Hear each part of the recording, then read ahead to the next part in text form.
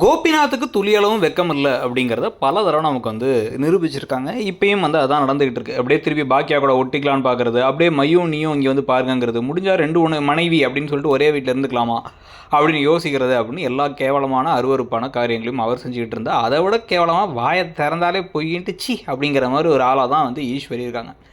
இவங்க 2 பேருமே பார்த்தீங்க அப்படின்னா நிறைய சுயநலமான ஒரு முட்டாள்தனமான முடிவுகள்லாம் எடுக்கிறாங்கன்னா, தந்தை பாசத்தில் நம்ம எல்லாத்தையும் மிஞ்சின மாதிரி இந்த செழியனும் இனியாவும் பண்ணுற அட்ராசிட்டிஸ்லாம் பாக்கியா தான் இவங்களை அவ்வளோ தூரம் பார்த்துக்கிட்டு கூடவே இருந்து எல்லா விஷயங்களையும் சப்போர்ட் பண்ணி கல்யாண விஷயத்துலேருந்து இந்த புள்ள பண்ண எல்லா அட்டூழியத்துக்கும் ஹெல்ப் பண்ணியிருக்காங்க. ஆனாலும் இப்போ பாக்கியாவோட மனநிலையை இவங்க புரிஞ்சுக்கிறதுக்கு ரெடியாக கூட இல்லை. இவங்க எப்போ பார்த்தாலும் பாக்கியா தனியாக உட்காந்து சாப்பிட்றாங்க, வருத்தப்படுறாங்க, கவலைப்படுறாங்கன்னா அதை பற்றி இவங்க கண்டுக்கிறது கூட இல்லை. இதுக்கு தான் பாக்கியா எனக்கு தெளிவாக ஒரு வாரத்தை கிளம்பிடுங்க அப்படின்னு சொன்னாலும் ஏதாச்சும் பொய் காரணங்கள் சொல்லி இங்கேயே தங்கிடலாம் அப்படின்னு சொல்லிட்டு சுக வாழ்க்கையை வாழ்ந்துக்கிட்டு வேலைக்கும் போகாமல் உட்காந்துக்கலாம். அதுவும் அந்த பிஸ்னஸ் யார் ஆரம்பிச்சு கொடுத்தது? ராதிகா வச்சு கொடுத்த பிஸ்னஸ்.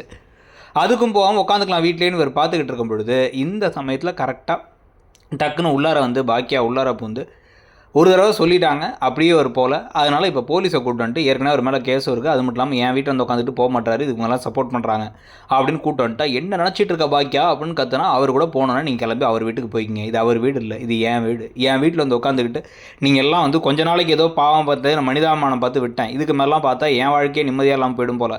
அத்தை இது உங்களோட முடிவு, நீங்கள் எடுத்துங்க, நீங்கள் அவர் கூட போகிறீங்களா இங்கே இருக்கீங்களா முடிவு எடுத்துங்க அப்படின்னு சொல்லிட்டு போலீஸை வச்சு மிரட்டினா தான் இதெல்லாம் கேட்கும். இல்லைனா அழுதுகிட்டே இங்கே தான் இருப்பாங்கன்னு அடம் பிடிச்சிக்கிட்டு இருக்குங்க. உங்களுக்கு என்ன தோணுது? பாக்கியா என்ன செய்வாங்கன்னு நினைக்கிறீங்க? ப்ளஸ் பண்ணுற காரியங்கள்லாம் பற்றி உங்கள் கருத்து என்ன? சீரியல் எப்படி போகுது?